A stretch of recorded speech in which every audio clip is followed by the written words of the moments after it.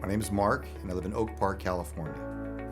Listen, when somebody's kicking you in the side, waking you up constantly because I'm waking them up constantly, that really was the genesis of how this thing started. Very frustrating for many, many years.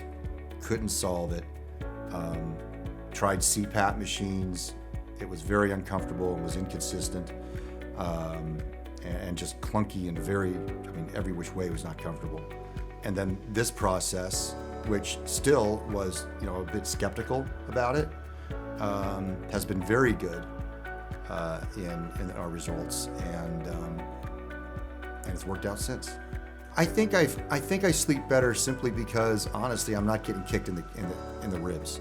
I mean, that's the honest answer, and that was really, really frustrating. If you can imagine finally getting to sleep and then constantly being woken up, that was tough. So that is gone away completely.